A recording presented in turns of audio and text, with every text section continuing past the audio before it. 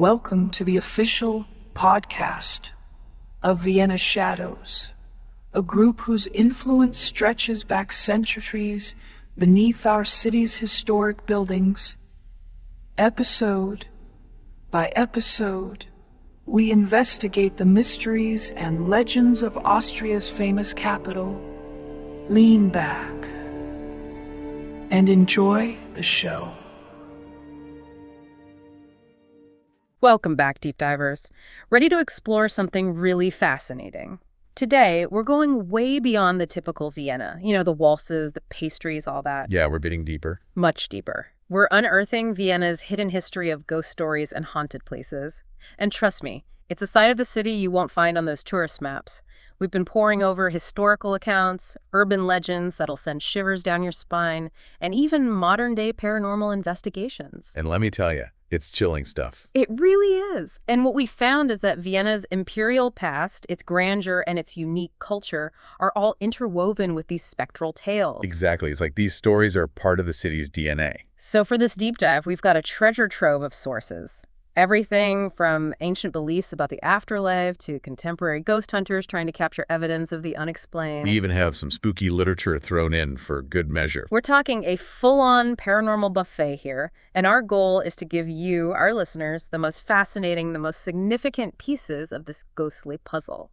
We want to make you instant experts on Vienna's haunted heart without overwhelming you with too much information. Right. Think of it as a shortcut to spooky knowledge. A ghostly express lane. Exactly. So where do we begin this eerie adventure? Well, I think we should start with some of Vienna's most iconic ghostly figures, the ones that really capture the imagination.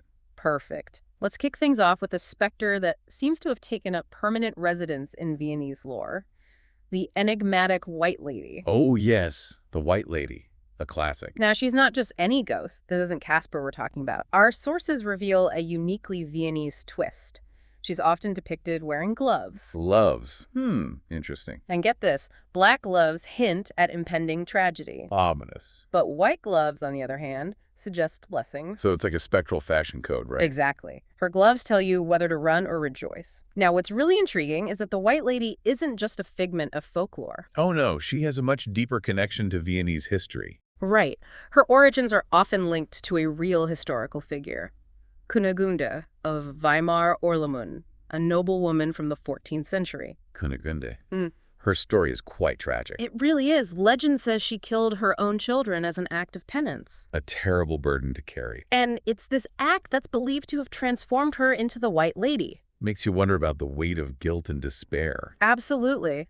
And this story highlights how figures from history can become intertwined with the supernatural. It's like their stories transcend time and become something more. And speaking of transcending time, we've got accounts of the White Lady appearing to royalty. Oh, really? Not just anyone, but royalty. You heard right. Emperors Joseph II and Franz Joseph both reportedly encountered her in the Hofburg Palace. Oh, Hofburg? That's the grandest palace in Vienna. Exactly. Imagine the pressure of ruling an empire and then seeing this spectral figure. It gives you chills just thinking about it. Doesn't it? It makes you wonder what these apparitions might have meant to them. Perhaps they saw her as a warning, a symbol of the fragility of power. It's a fascinating idea. And if we look at the bigger picture, the White Lady isn't unique to Vienna. She pops up in various forms across Europe. She's almost a pan-European phenomenon, isn't she? She is. And often, she's associated with ancestral female spirits tied to noble families. It's like each country has its own version of her story. Right. But her repeated appearances in the Habsburg residences here in Vienna really solidify her connection to the city's history and identity. She's like a permanent resident of the Habsburg dynasty. And the fact that she was often seen as a harbinger of death within the family adds another layer to the story. It emphasizes the fear and uncertainty that surrounded imperial power. Absolutely. So definitely not someone you'd want to bump into in a dark hallway. No, not at all. But let's move on from sorrowful apparitions to something a bit more, shall we say, monstrous. Let's do it. Let's dive into the legend of the Basilisk of Vienna. Now, this is a creature that's straight out of your nightmares. Seriously scary stuff. Our sources describe it as this terrifying hybrid, part rooster, part serpent, and with a deadly gaze. Deadly. How so? One look from this creature and you're turned to stone. Yikes. Talk about a bad hair day. Right. And this fearsome beast supposedly appeared right in the heart of Vienna, in Schönlaterngasse. Schönlaterngasse. That's a pretty central street. It is. Imagine just going about your day and running into this thing. No, thank you. So how did they get rid of this basilisk? Well, according to legend, a clever baker's apprentice saved the day. A baker's apprentice. How did he manage that? Instead of fighting the creature head-on, he used a mirror. A mirror. Clever. He reflected the basilisk's deadly gaze back onto itself. Oh, talk about fighting fire with fire, or in this case, gaze with gaze. Exactly. And the basilisk was defeated. Good riddance. It's amazing how these stories often show the triumph of human ingenuity. They do. And here's the coolest part. This isn't just an old wives' tale. You're kidding. There's proof. Kind of. If you walk down Schönlaterngasse today, you can still see a reminder of this legend on the facade of number 7. Number 7. That's incredible. Was there? There's an inscription from 1577 and a carving of the basilisk. Wow. It's like the city's way of commemorating this victory over a mythical monster. Exactly. It's proof that they took this legend very seriously. But wait, there's always another side to the story, right? There is. Our sources also present a more down-to-earth theory about the basilisk. Oh, so it's not all just myth and legend. Not necessarily. Some believe that the legend might have sprung from real-life incidents with toxic gases. Toxic gases? From where? From a well in that area. It's thought that these invisible, potentially deadly fumes could have caused some strange phenomena. And people, not understanding what was happening, attributed it to a monster. Exactly. It just goes to show how the unknown can easily spark supernatural explanations. It makes you wonder how many other legends have real-world origins. A lot, probably. So we've gone from individual spectral figures to the idea that entire places in Vienna can be haunted. Right. From ghosts to haunted hotspots. Exactly. And we're talking about palaces, churches, even cemeteries with restless residents. Vienna is full of history, and apparently full of ghosts as well. Let's start with the grand imperial residences, the Hofburg and Schönbrunn palaces. Given their history, it's no surprise they'd have some spooky stories attached to them. Centuries of Habsburg emperors, empresses, courtiers, servants, all within those walls. You're bound to have some lingering energy. Exactly. The Hofburg, being the main residence of the Habsburgs, is a prime example. It has numerous accounts of ghostly figures and unexplained events. Can you share any specific stories? There's one about a palace guard who was falsely accused of a crime. Oh no, what happened to him? He's said to still roam the palace, trying to clear his name. A restless spirit seeking justice. It adds a layer of tragedy to the grandeur of the palace. It does. And of course, we can't forget the White Lady. She's a frequent visitor to the Hofburg as well. It seems like she really made herself at home in the Habsburg residences. She did. And then there's Schönbrunn, the magnificent summer palace. It has its own share of ghostly tales. I bet. Any famous residents there? Empress Elizabeth, also known as Sisi, is a popular one. Oh, Sisi! I've heard she was fascinated by the mystical and supernatural. She was. And people claim to see her spirit wandering the halls of Schönbrunn. Maybe she's drawn back to the place where she felt most at peace. It's possible. Some even say she's still drawn to the beauty and luxury of the palace. Makes sense. She was known for her elegance. And our sources mention a recent sighting too, right? Yes. An employee claimed to have seen Empress Elizabeth in her dressing room. As if getting ready for the day. Spooky. Very spooky. And it's not just Sisi. The White Lady makes appearances at Schönbrunn as well. She gets around. She does. And there's even the ghost of a lady-in-waiting to Empress Maria Theresia. It seems the Habsburg dynasty is well represented in the afterlife, at least in Schönbrunn. They certainly are. It's like the echoes of their lives are still resonating within those walls. Speaking of echoes, let's move on to another type of place that seems to attract a lot of spectral activity. Churches and cathedrals. Places of worship, history, and apparently hauntings. Makes sense though, right? They're often old, they've seen countless events, and they're filled with stories of life and death. Exactly. St. Stephen's Cathedral, with its iconic Gothic architecture and centuries of history, is a perfect example. St. Stephen's, wow, that's a landmark. It must be loaded with ghost stories. It is. Some even believe that the devil himself has haunted its halls. The devil. In a cathedral, that's a bit unsettling. It is. And then there are the catacombs beneath the cathedral. They hold the remains of countless Viennese, including victims of the bubonic plague. That's both fascinating and terrifying at the same time. It is. And there's a specific chamber that holds the viscera of many Habsburg royals. The viscera, but not their hearts. Right. The hearts were kept separately, which is a whole other fascinating and slightly creepy Habsburg tradition. It's definitely unique. Do you think this separation of body and heart might contribute to the ghostly atmosphere? It's definitely possible. It adds another layer of intrigue to the catacombs. It does. And then there's the legend of death, playing skittles with a tower warden on top of the cathedral. I love that story. It's so whimsical yet macabre. It really is. And it speaks to the Viennese ability to find humor even in the face of death. They do have a certain dark humor, don't they? Oh, and let's not forget the scary tours of the catacombs. Oh, yes. Those have been going on for centuries, haven't they? At least 2 centuries. It shows how long people have been fascinated by the darker side of St. Stephen's. Absolutely. It's like they're drawn to the mysteries hidden beneath the surface. Moving on, we have the Augustinian Church. It has a reputation for being quite eerie. Oh, the Augustinian Church. I've heard whispers about that place. What kind of stories are associated with it? People report seeing apparitions, hearing unexplained noises, and just feeling a general sense of unease. Classic haunted house vibes. Right. There are even stories about a spectral nun and the disembodied cries of a child. Spooky. And there's that persistent rumor about a vampire crypt beneath the church too, right? That's right.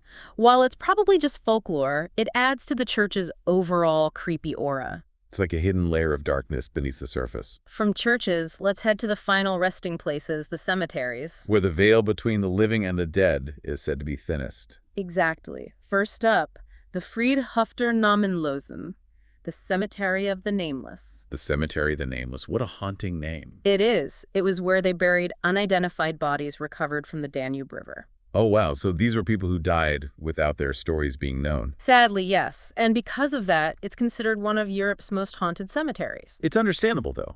So many souls laid to rest without names or identities. It's heartbreaking. Visitors have reported strange reflections and feeling like they're being watched. It's easy to imagine those nameless souls might be restless. And every year on All Saints' Day, local fishermen hold a ceremony to honor them. That's a beautiful tradition. A way to acknowledge those lost souls. It is. It shows that even in death, they're not forgotten. Then we have St. Mark's Cemetery, which is now a public park. It's a very peaceful, contemplative place. But with a history nonetheless. It was active from 1784 to 1874, and it's famous for being Mozart's original burial site. Mozart. Wow. Although his exact grave is still a mystery, isn't it? It is. A bit of a musical mystery. While St. Mark's doesn't have as many documented ghost stories as the Cemetery of the Nameless, there's still a sense of spectral presence. It's like you can feel the weight of history and memory there. Exactly. So we've covered the major landmarks, but Vienna's haunted history extends beyond those well-known places. Oh, I bet. There are probably spooky stories hidden in every nook and cranny of the city. There are. Let's talk about Bloodgas, or Blood Alley. Blood Alley. That name alone is enough to send shivers down my spine. It has a dark history dating back to the Middle Ages. What is the story behind the name? Well, there are a few theories. One is that it got its name from murdered Knights Templar. Knights Templar. Wow, talk about a historical mystery. Right, but there's also a less glamorous theory involving slaughterhouse waste. Ooh, yuck. Not as exciting, but probably more realistic. Probably. But regardless of the origin, it's said that the ghosts of prisoners who were led through this alley to their executions still haunt it. Not exactly a place you'd want to stroll through at night. Definitely not. Then there's Leopoldsburg, the castle overlooking the city. It has its share of strange occurrences. Like what? Passers-by and even dogs seem to avoid the area, and people have seen unexplained lights in the castle windows. Sounds like a classic haunted castle. It does, doesn't it? Some believe it's haunted by former royalty or soldiers who died during the Second Siege of Vienna. Another layer of history adding to the spooky atmosphere. And let's not forget Katzenstey House on Seitenstädtengasse. It has this legend of a white cat that brings bad luck. A white cat? That's interesting. What's the story there? It's believed to be the spirit of a woman who tried to poison her husband. Oh, wow. A vengeful spirit in feline form. And then there are those weird electromagnetic readings from an old chair in the basement. Electromagnetic readings. With no wiring nearby. None whatsoever. It's really strange. It is. It's like the chair itself holds some kind of residual energy. It's definitely creepy.